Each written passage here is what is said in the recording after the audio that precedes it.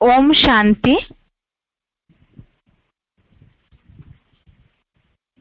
भगवद गीता श्लोक क्लास में आज बेसिक कोर्स में टॉपिक चल रहा था भगवान सर्वव्यापी नहीं है, और इसमें हम समझ रहे थे प्रमाण नंबर 16 जिसमें बात चल रही थी आत्मा सो परमात्मा नहीं है। और इस टॉपिक के बारे में भी हमने पिछले 1-2 क्लासेस में आत्मा सो परमात्मा नहीं है इसके कुछ प्रूफ समझे थे।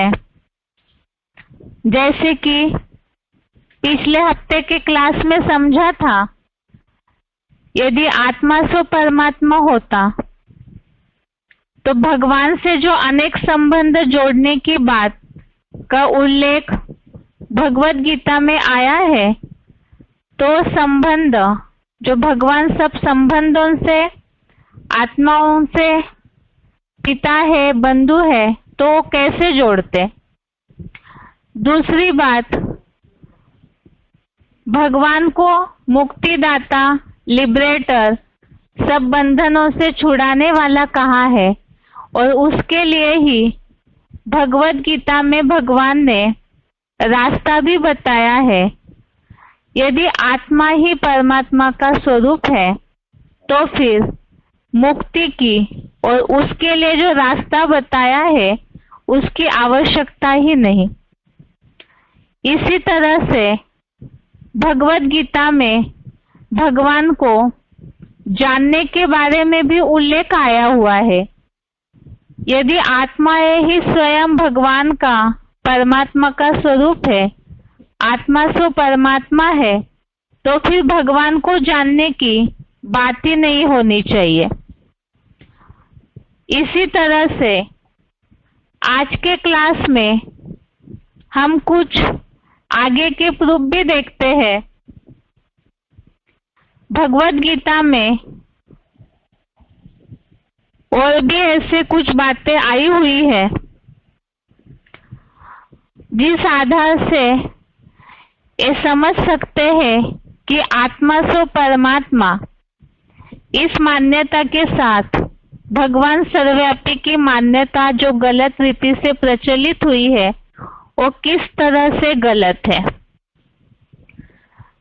जिस तरह से भगवद गीता में भगवान को जानने की बात का उल्लेख आया हुआ है, इसी तरह से भगवद गीता में भगवान को जानकर उनको याद करने की बात का उल्लेख आया है, और इसी तरह से भगवद गीता में भगवान को पाने का अथवा उनसे मिलने के बारे में भी उल्लेख आया हुआ है। यदि आत्मा ही परमात्मा का स्वरूप है, स्वयं ही भगवान हो गए, तो फिर भगवान को जिस तरह जानने की आवश्यकता नहीं, उनसे पाने या मिलने की भी आवश्यकता नहीं होती। लेकिन भगवद गीता में इन बातों का उल्लेख के लिए कुछ श्लोक हम देखते हैं। जैसे कि 9वें अध्याय का 34वां श्लोक, अध्याय 9 श्लोक नंबर 34।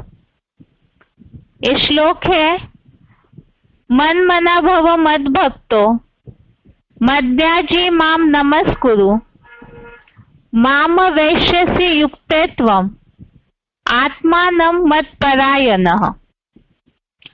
इस श्लोक में उल्लेख आया हुआ है, मेरे में मन लगा, मेरी यज्ञ सेवा कर, मेरा भक्त बन जा। और आत्मा का लगाव जब भगवान से जुड़ जाता है, पूरा भगवान से ही जो आश्रित हो जाते हैं, ऐसे भक्त, ऐसी आत्माएं भगवान को पा लेती है। जो उल्लेख आया है, मेरी आश्रित हुआ मुझको ही पाएगा। तो इसमें भी भगवान को पाने का, प्राप्त करने का उल्लेख है।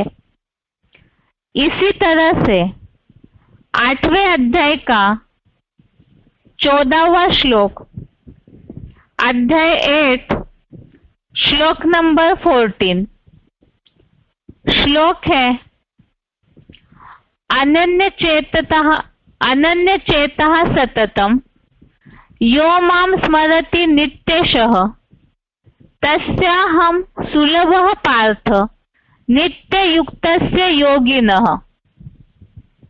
इस श्लोक में भी उल्लेख आया है, अव्यभिचारी मन बुद्धि रूपी चित्त से जो योगी मुझको नित्य निरंतर याद करता है, तो ऐसे नियम पूर्वक और लगनशील रहने वाले योगी को मैं अर्थात भगवान सुखपूर्वक मिलते हैं। इसी तरह से गीता में और भी ऐसे कई श्लोक है जिसमें भगवान को, जैसे जानने के श्लोक हमने पिछले हफ्ते देखे, इसी तरह से भगवान को पाने, भगवान को मिलने के बारे में भी कुछ एक और श्लोक है, जैसे कि 8वें अध्याय का 7वां श्लोक, अध्याय 8 का श्लोक नंबर 7, जिसमें ये उल्लेख आया है, भगवान को स्मरण कर अर्पित हुई मन बुद्धि वाला मेरे को पा लेता है। अर्थात भगवान को जितना याद करते हैं, पूरा अर्पण में हो जाते हैं, वो भगवान को पा लेते हैं। ऐसे ही 8वें अध्याय का 15वां श्लोक, अध्याय 8 श्लोक नंबर 15, इसमें उल्लेख है मेरे पास पहुंचकर, अर्थात भगवान के पास पहुंचकर संपूर्ण सिद्धि को पहुंचे हुए महात्माएं दुखधाम में पुनर्जन्म में नहीं आते। तो इसमें भी भगवान के पास पहुंचने का, भगवान को प्राप्त करने का उल्लेख आया है। 7वें अध्याय का 23वां श्लोक, अध्याय 7 श्लोक नंबर 23, इसमें मेरे भक्त मुझको ही पाते हैं। 12वें अध्याय का 4था श्लोक, अध्याय 12 श्लोक नंबर 4, इसमें सब प्राणियों के कल्याण में लगे हुए मुझको ही प्राप्त होते हैं। और 18वें अध्याय का 65 नंबर श्लोक, अध्याय 18 का श्लोक नंबर 65, इसमें उल्लेख आया है मेरे में मन लगा यज्ञ सेवा कर तो मुझे अवश्य पाएगा। तो ये कुछ एक श्लोक ही हमने उदाहरण के तौर पर लिए हुए हैं, जिनमें इन बातों का उल्लेख आया हुआ है। भगवान को नित्य जो याद करते हैं, भगवान से जो पूरी तरह जुड़ जाते हैं, तो ऐसी आत्माएं, ऐसे भक्त भगवान के पास पहुंचते हैं, भगवान को प्राप्त करते हैं। अब यदि आत्मा ही भगवान का स्वरूप है, आत्मा सो परमात्मा है, तो फिर गीता में भगवान को प्राप्त करने के लिए, भगवान के पास पहुंचने के लिए जो रास्ता बताया हुआ है, यज्ञ सेवा कर, भगवान के आश्रित होने के लिए, भगवान में मन लगाने के लिए, ये सारे जो उल्लेख भगवत गीता में आए हुए हैं, तो इनका कोई औचित्य ही नहीं था। लेकिन इन सारे श्लोकों में जो उल्लेख बताया है और इन श्लोकों में जो भगवान के पास पहुंचने का रास्ता और भगवान को पाने का जो उल्लेख है, इन बातों से ये सिद्ध होता है कि भगवान जरूर कोई एक व्यक्तित्व होगा जिसे प्राप्त कर सकते हैं और मिल सकते हैं। और इसी तरह से ही यहाँ जैसे भगवान को पाने का उल्लेख आया हुआ है, इसी तरह से भगवान को याद करने के बारे में भी भगवत गीता में उल्लेख है। जैसे भगवान को जानना जरूरी है और जानेंगे तो उन्हें याद करना है और याद करने से भगवान की प्राप्ति होती है, उनके नजदीक पहुंचते हैं। अब आगे भगवान को याद करने के बारे में जो उल्लेख है, यदि आत्मा ही परमात्मा है तो कौन किसको याद करेगा? क्योंकि स्वयं ही भगवान का स्वरूप हो गए तो याद करने की बात ही नहीं होनी चाहिए। लेकिन सर्वशास्त्रों में शिरोमणि भगवद गीता, जो सर्वशास्त्रों का मूल आधार है, अगर उस गीता को ध्यान से देखें तो गीता का हर अध्याय का नाम योग शब्द से जुड़ा हुआ है। जैसे कि कर्म योग, आत्म संयम योग, विषाद योग, इस तरह से योग शब्द हर अध्याय के नाम के आगे जुड़ा हुआ है। अब योग अर्थात ही जुड़ना, भगवान से जुड़ना। तो कैसे जुड़ा जाता है? भगवान को याद करना, भगवान से मन बुद्धि अपनी लगाना, इसे ही भगवान को याद करना अर्थात योग लगाना, भगवान से जुड़ना कहा हुआ है। ऐसे ही भगवद गीता के लगभग हर श्लोक में ही भगवान की याद अर्थात योग का महात्म्य बताया हुआ है और उसी के साथ भगवान से जुड़ने के लिए, भगवान से जुड़ने के बाद अर्थात भगवान को याद करने के बाद जो प्राप्तियां होती है, उन सारी प्राप्तियों के बारे में भी भगवद गीता में बताया हुआ है।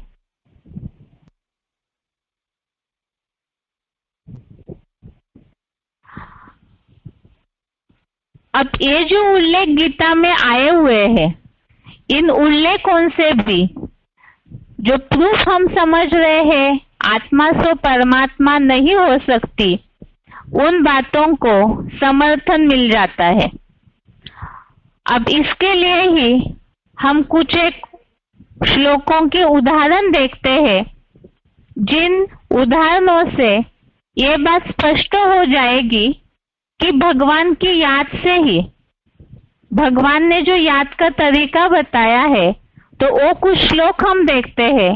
जैसे कि गीता में आया है, भगवान की याद से ही मनुष्य आत्मा 3 गुणों को पार कर जन्म मरण के चक्र के दुखों से मुक्त होती है।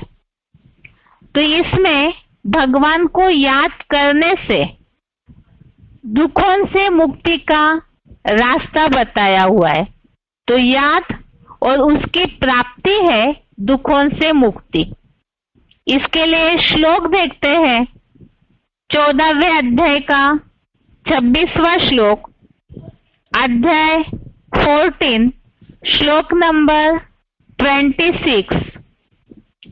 श्लोक है, माम च यो व्यभिचारेण भक्ति योगेन सेवते सगुणान समतीतेतान ब्रह्म भुवाय कल्पते। अर्थात जो मुझ की अव्यभिचारी भावना से योग युक्त सेवा करता है, तो वो इन गुणों को संपूर्ण पार करता है। जो दुस्तर गुण है अर्थात जो दुखों के चक्र में अटकाते हैं, तो उन्हें पार करता है। और इसके अलावा भगवान से जुड़ने से, अव्यभिचारी भावना से योग युक्त अर्थात भगवान को याद करने से, भगवान से जुड़ने से जो दुस्तर गुण है उन्हें पार करेंगे। और एक गुणों के पार करने से क्या फायदा होगा, उसे 14वें अध्याय के 20वें श्लोक में बताया है।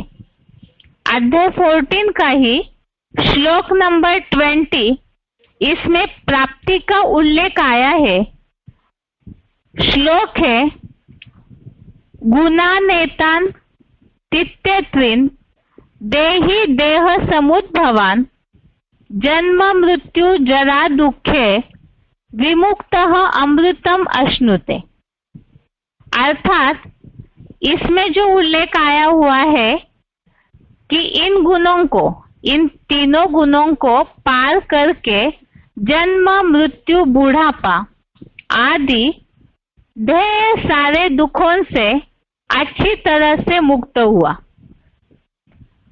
तो इन दोनों श्लोकों में जो उल्लेख है उसका सार यही है कि अव्यभिचारी भावना से जो भगवान की योग युक्त होकर सेवा करता है, अर्थात भगवान को याद करता है और दुस्तर गुणों को पार करता है और इन गुणों को पार करके फिर जन्म मृत्यु बुढ़ापा इन दुखों से मुक्त होता है। तो याद और उसकी प्राप्ति है दुखों से मुक्ति, इसका उल्लेख आया हुआ है। इसी तरह से और कुछ श्लोक हम देखते हैं आगे, जिसमें भगवान को याद करने से किस तरह से और मुक्ति का रास्ता बताया हुआ है, याद का महत्व बताया हुआ है। उसके कुछ और श्लोक है,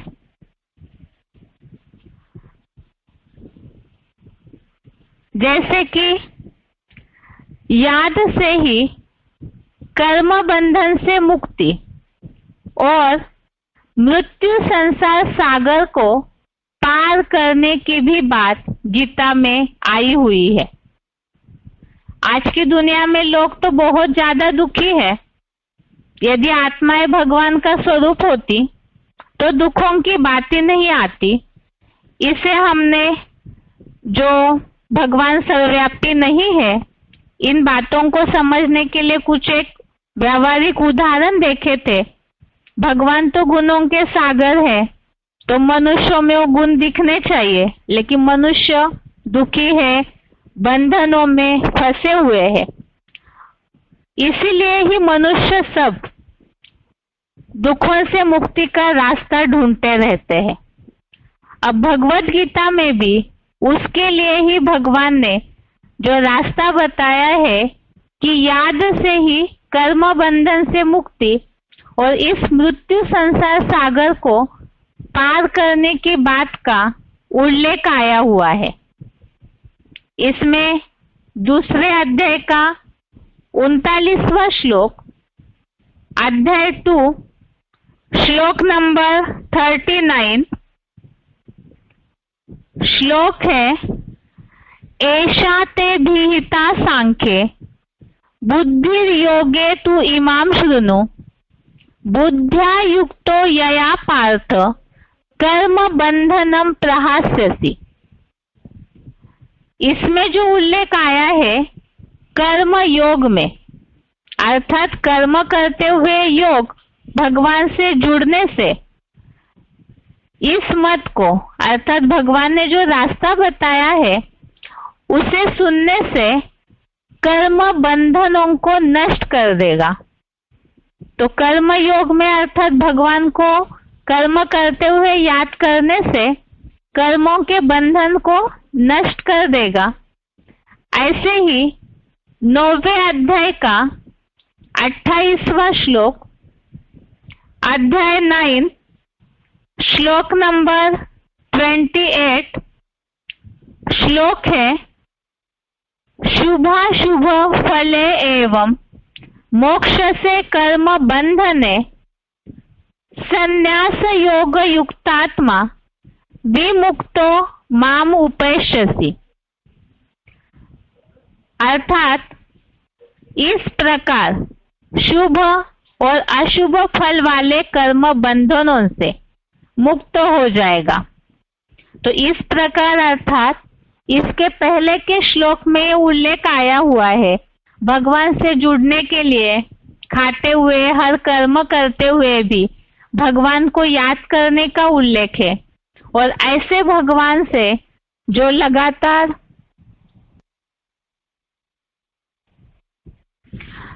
इस तरह से जो भगवान से जुड़े रहते हैं तो वो शुभ अशुभ फल वाले कर्मों के बंधन से मुक्त हो जाएगा, पूरा ही छूटा हुआ। ऐसा जो योग युक्त आत्मा है, जो कर्म बंधनों से छूटा हुआ मुक्त हुआ योग युक्त आत्मा मुझको ही प्राप्त करेगा। तो इसमें एक तो भगवान की याद से कर्म बंधनों से मुक्ति, और जो ऐसे भगवान से योग युक्त जुड़े हुए हैं वो मुझको ही प्राप्त करेगा, अर्थात भगवान को सदा के लिए प्राप्त करने की बात का उल्लेख आया हुआ है। ऐसे ही 12वें अध्याय का 7वां श्लोक, अध्याय 12 श्लोक नंबर 7, इसमें मृत्यु संसार सागर से पार होने की बात का उल्लेख है। श्लोक है, तेषा हम समुद्धरता मृत्यु संसार सागरात भवामी नचिरात पार्थ मैया वेशशित चेतसाम। अर्थात उन मेरे में ही मन बुद्धि वालों का, अर्थात जो भगवान में ही मन बुद्धि लगाते हैं, तो मन बुद्धि लगाना अर्थात भगवान को याद करना, क्योंकि किसी को भी मन से ही याद किया जाता है। तो भगवान में जो मन बुद्धि लगाते हैं उनके लिए बताया, मैं अर्थात भगवान अति शीघ्र मृत्यु संसार सागर से संपूर्ण उद्धार करने वाला हूँ। तो उद्धार करना अर्थात ही इस मृत्यु संसार सागर, यही दुख भरी दुनिया है, तो इससे सभी को, जो भी ऐसे भगवान से जुड़ते हैं, उन भक्तों का भगवान उद्धार करते हैं। तो जैसे भगवान को पाने, भगवान से मिलने के बारे में हमने कुछ और श्लोक देखे थे, इसी तरह से भगवान को याद करने के बारे में गीता तो है ही भगवान से जुड़ने वाला शास्त्र।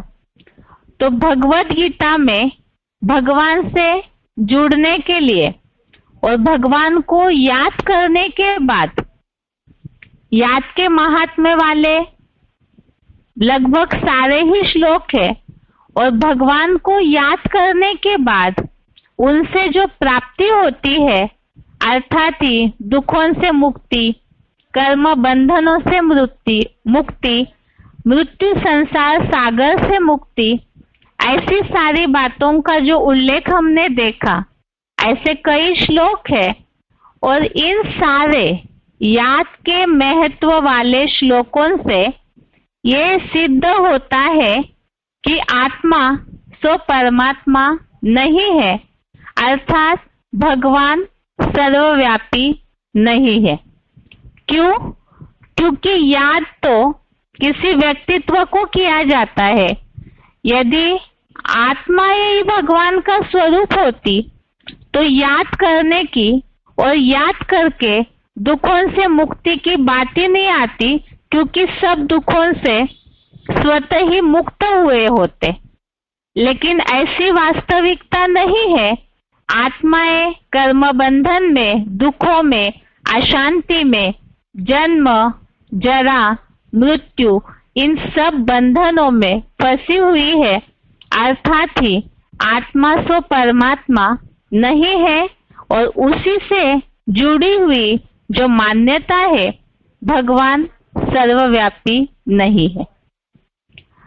अभी आगे और कुछ प्रूफ देखते हैं, जैसे कि आत्मा और भगवान, इनका स्वरूप तो एक ही है। हमने इसे सर्व आत्माओं के पिता इस टॉपिक में भी देखा है कि भगवान भी ज्योति स्वरूप है और आत्माएं भी ज्योति स्वरूप है, लेकिन रूप एक होने के बावजूद भी हर आत्मा सो परमात्मा नहीं है। क्यों नहीं है? रूप जब एक है तो आत्माएं परमात्मा क्यों नहीं है?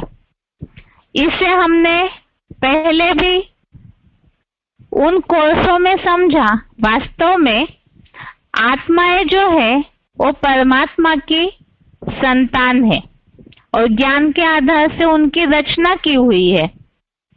दूसरी बात, आत्माओं के लेसन में हमने समझा कि आत्माएं जो है वो भिन्न भिन्न संस्कारों वाली होती है। शरीर धारण करके भिन्न भिन्न पार्ट बजाती है। जैसे कि आत्माओं के लिए हमने समझा है कि इस सृष्टि रूपी रंगमंच पर आत्माएं उतरती है तो जन्म मृत्यु के चक्र में उलझ जाती है, तो उस समय शरीर रूपी चोला धारण करके वो अलग अलग पार्ट बजाते हैं। अर्थात ही आत्माएं सब एक्टर्स है। और जैसे कि शेक्सपियर ने भी इसके लिए कहा है कि विश्व एक रंगमंच है और यहाँ सब अपना किरदार निभा रहे हैं, अर्थात अपना अपना पार्ट बजा रहे हैं। तो आत्माएं सब अपना अपना अलग अलग पार्ट बजाती है। और भगवान अर्थात सुप्रीम सोल शिव जो इन सब आत्माओं से संपूर्णतः अलग है, जिनकी तुलना जन्म मरण के चक्र में आने वाली आत्माओं से नहीं की जा सकती है।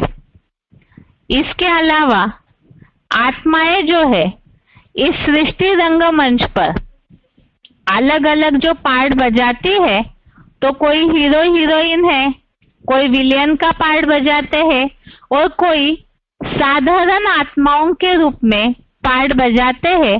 अर्थात सर्वसाधारण एक्टिविटी इस सृष्टि रंगमंच पर करके अपना पार्ट निभाते रहती है। लेकिन भगवान जो है सुप्रीम सोल शिव, उनका आत्माओं की तरह ऐसा पार्ट नहीं है। उनका जो पार्ट है वो अन्य किसी भी आत्माओं से मिलता जुलता नहीं है। अर्थात उनका तुरिया पार्ट है। कैसे तुरिया पार्ट है?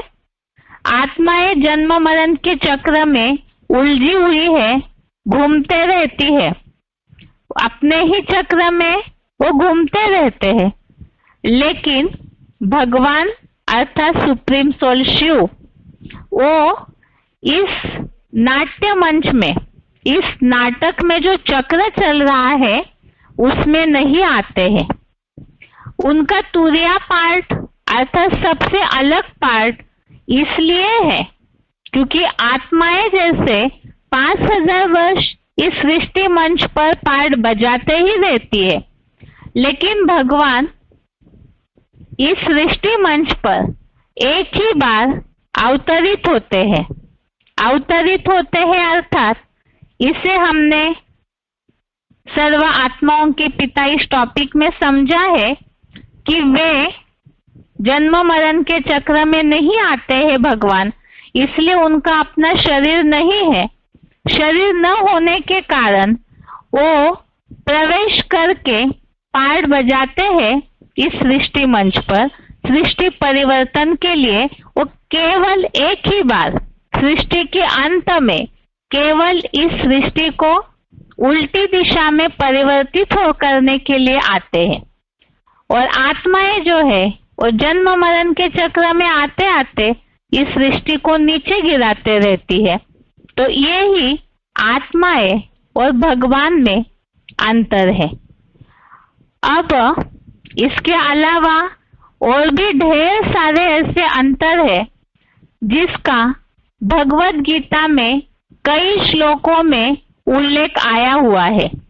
अब वो क्या अंतर है उसे हम अगले हफ्ते के क्लास में समझेंगे ही।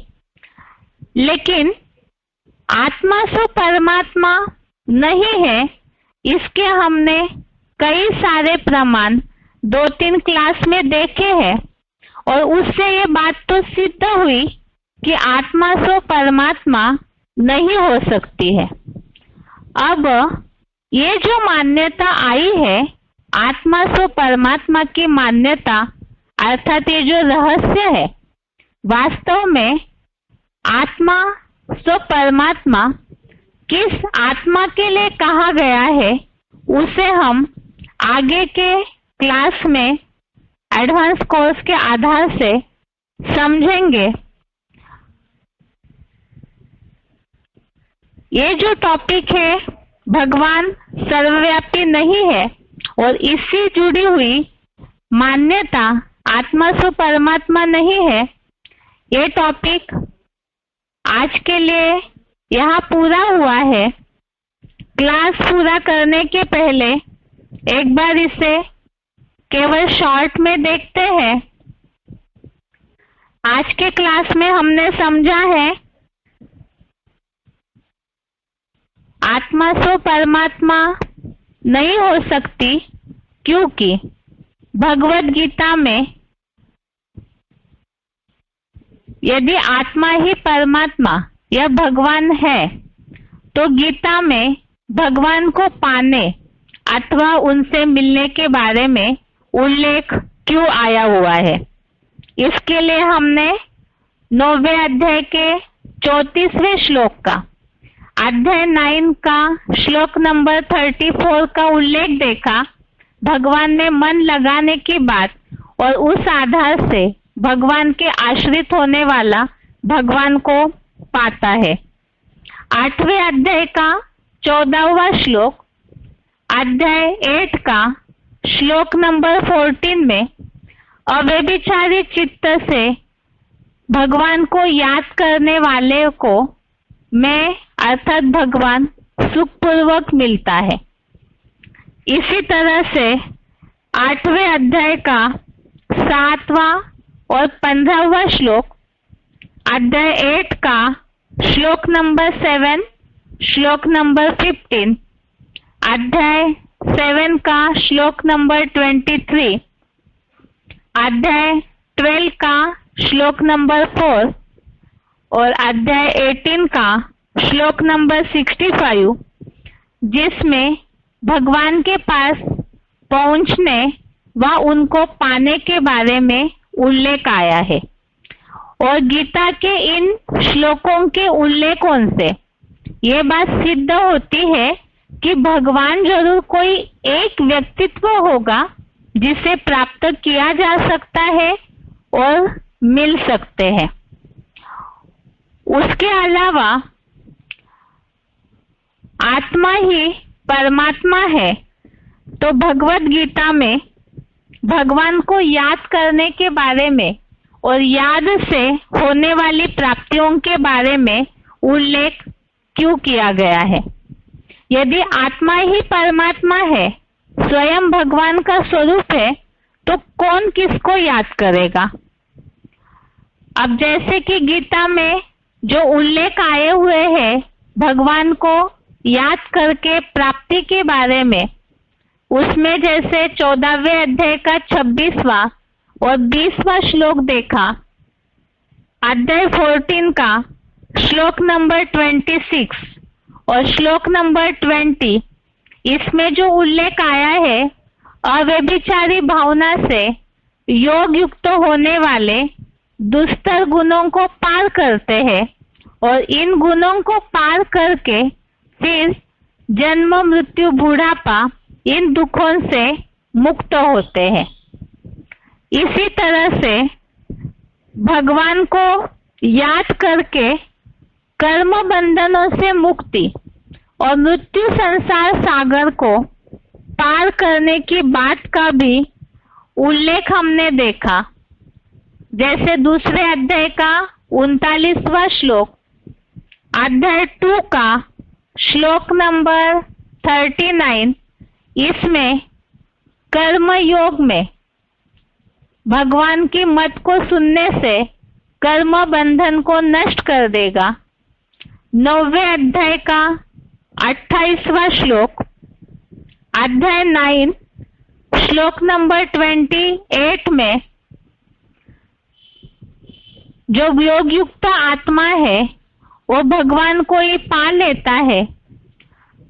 ऐसे ही 12वें अध्याय का 7वां श्लोक, अध्याय 12 श्लोक नंबर 7, इसमें उल्लेख आया है मेरे में ही मन बुद्धि वालों का, अर्थात भगवान में ही जो मन बुद्धि अपनी जोड़ते हैं वो अतिशीघ्र मृत्यु संसार सागर से पार हो जाते हैं। तो गीता में ये जो भी उल्लेख आए हुए हैं भगवान के याद के महत्व वाले श्लोक है, उन सारे श्लोकों से ही ये बात सिद्ध होती है कि आत्मा सो परमात्मा नहीं है, अर्थात ही भगवान सर्वव्यापी नहीं है। क्योंकि अगर आत्मा यही भगवान का स्वरूप होती तो फिर याद करने की और याद के द्वारा जो प्राप्तियों की बात आई हुई है, जो रास्ता बताया हुआ है, उसका कोई औचित्य ही नहीं था। और इसके अलावा हमने आज के क्लास में समझा है आत्माएं और भगवान में विशेष अंतर क्या है, जिस कारण से हर आत्मा सो परमात्मा नहीं हो सकती। तो इसके लिए ही समझा कि आत्मा और भगवान का स्वरूप भले ही एक है, लेकिन फिर भी आत्माएं और भगवान में अंतर है। आत्माएं भिन्न भिन्न संस्कार वाली, अलग अलग पार्ट बजाने वाली जन्म मरण के चक्र में आती है, और भगवान सुप्रीम सोल शिव इन सब आत्माओं से सर्वथा अलग तुरीय आत्मा है। उनका पार्ट इस सृष्टि मंच पर किसी से भी तुलना नहीं किया जा सकता, ऐसा तुरीय पार्ट है। आज के क्लास में हमने ये सारी बातें समझी है। अब ये तो सिद्ध हो गया कि आत्मा सो परमात्मा नहीं है। इसके जितने भी हमने प्रूफ देखे उससे तो ये बात स्पष्ट हो जाती है, लेकिन ये जो मान्यता है इसका क्या रहस्य है और वास्तव में आत्मा सो परमात्मा किसके लिए कहा गया है, इसे हम आगे समझेंगे। इसके अलावा कल के क्लास संबंधित एक विशेष सूचना है। अगले हफ्ते अध्याय 6 पूरा होने जा रहा है।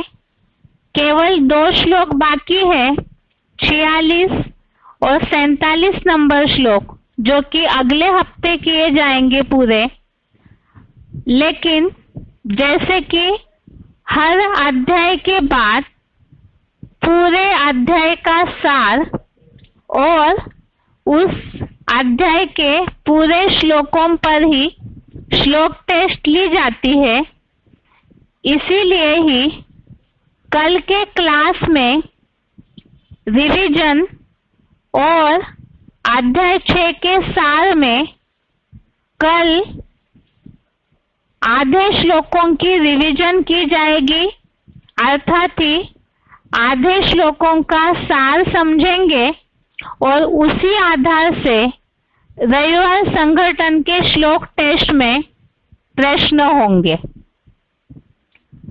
एक बार सूचना फिर से, अध्याय 6 पूरा होने जा रहा है, इसीलिए ही कल के क्लास में अध्याय 6 है।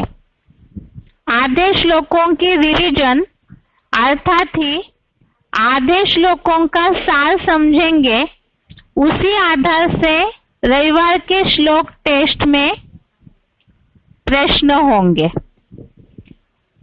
आज के लिए गीता क्लास यहाँ तक ही। ओम शांति।